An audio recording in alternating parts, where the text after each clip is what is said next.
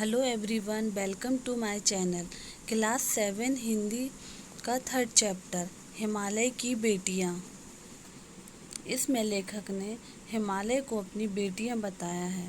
अभी तक मैंने उन्हें दूर से देखा था, बड़ी गंभीर, शांत, अपने आप में खोई हुई लगती थी। इसमें लेखक क्या कहते हैं कि अभी तक तो मैंने दूर से ही देखा था, तो वो बड़ी गंभीर और शांत लग रही थी। संवाद महिला की भांति वे प्रतीत होती थी। उनके प्रति मेरे दिल में आदर और श्रद्धा के भाव थे। माँ और दादी, मौसी और मामी की गोद की तरह उनकी धारा में डुबकियाँ लगाया करता। परंतु इस बार जब मैं हिमालय के कंधे पर चढ़ा तो वे कुछ और रूप में सामने थी। तो उन्होंने कहा कि ये मैं हिमालय के जब कंधे पर चढ़ा तो उनका अलग ही रूप दिख रहा था। मैं हैरान था कि यही दुबली पतली गंगा, यही यमुना, यही सतलुज समतल मैदानों में उतरकर विशाल कैसे हो जाती। उन्होंने कि भाई जब मैंने हिमालय से देखा जो दुबली पतली जो गंगा है, यमुना है, सतलुज समतल मैदान में उतरकर कितनी विशाल बड़ी हो जाती हैं। इनका उछलना और कूदना, खिलखिलाकर लगातार हंसते रह जाना, इनकी यह भाव भंगी, इनका यह उल्लास कहाँ गायब हो गया। उन्होंने सोचा भाई कि ये नदियाँ हैं कितनी शांत दिख रही हैं, मैदान मतलब इनका मतलब हंसना और भाव भंगी, सब उल्लास, सब कुछ गायब हो गया। तो किसी लड़की को जब मैं देखता हूँ किसी कली पर, जब मेरा ध्यान अटक जाता है, तब भी इतना कौतूहल और विस्मय नहीं होता जितना कि इन बेटियों की बाल लीला देखकर हुआ। कहाँ ये भागी जा रही हैं, वह कौन लक्ष्य है जिसने इन्हें बेचैन कर रखा है। अपने महान पिता का विराट प्रेम पाकर भी अगर इनका हृदय अतृप्त ही है तो वह कौन होगा जो उनकी प्यास मिटा सकेगा।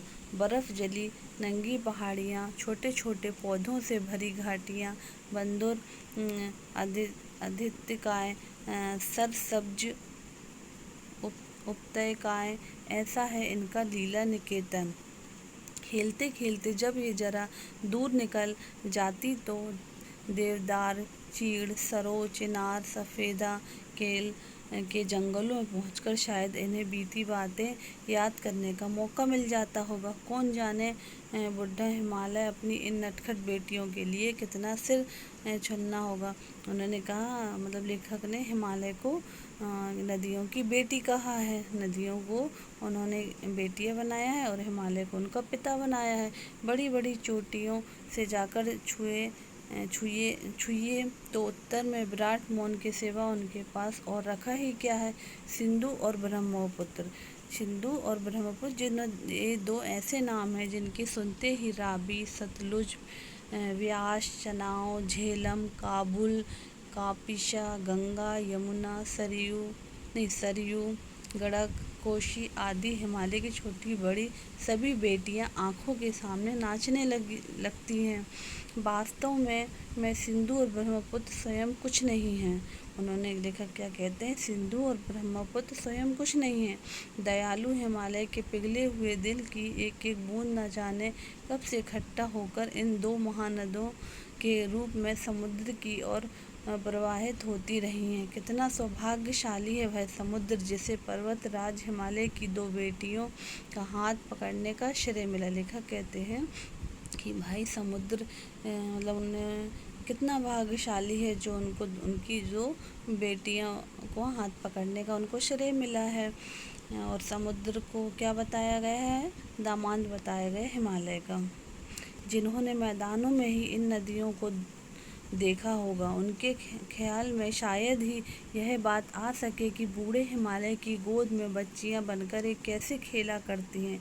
लेखक कहते हैं कि बूढ़ा जो हिमालय है ना, उनकी गोद में बच्चियां कैसे खेलती हैं और माँ बाप की गोद में नंग धड़ंग होकर खेलने वाली इन बालिकाओं का रूप पहाड़ी आदमियों के लिए आकर्षक भले ना हो, लेकिन मुझे तो ऐसा लुभावना प्रतीत होता है कि वह रूप की हिमालय को ससुर और समुद्र को उसका दामाद कहने में कुछ भी झिझक नहीं होती है।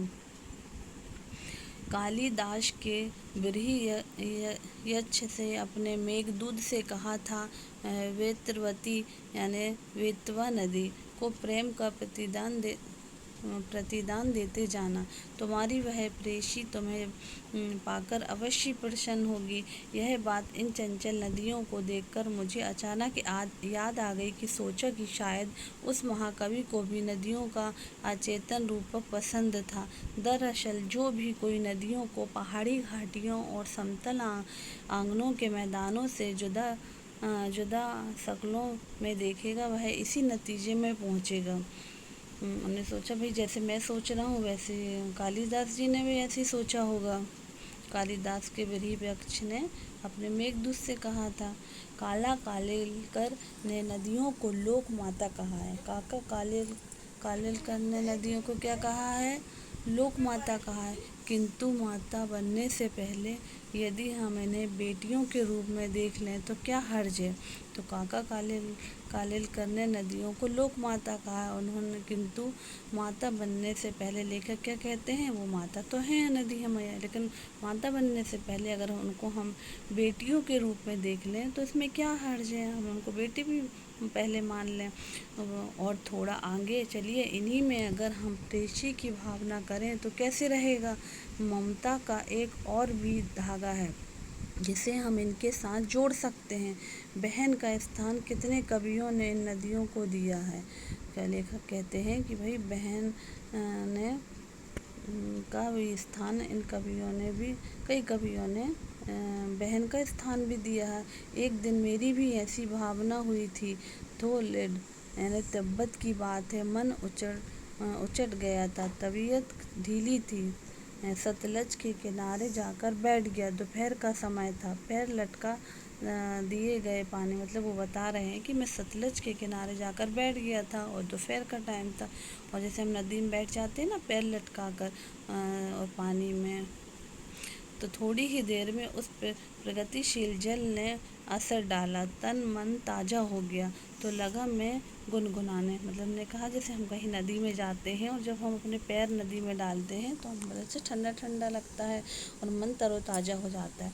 और उस समय क्या गुनगुनाते हैं, जय हो सतलज बहन तुम्हारी, लीला अचरज बहन तुम्हारी, हुआ मुदित मन हटा खुमारी, जाऊँ मैं तुम पर बलिहारी, तुम बेटी यह बाप हिमालय, चिंतित पर चुपचाप हिमालय, प्रगति नदी नटी के चित्रित पट पर, अनुपम अद्भुत छाप हिमालय, जय हो सतलज बहन तुम्हारी। जी किसने लिखी है? बच्चों यह वीडियो आपको कैसा लगा, यह कहानी कैसी लगी आपको? इसके जो लेखक हैं वो नागार्जुन हैं। बच्चों वीडियो अगर अच्छा लगा हो तो लाइक करिएगा, सब्सक्राइब करिएगा, शेयर करिएगा। Thank you.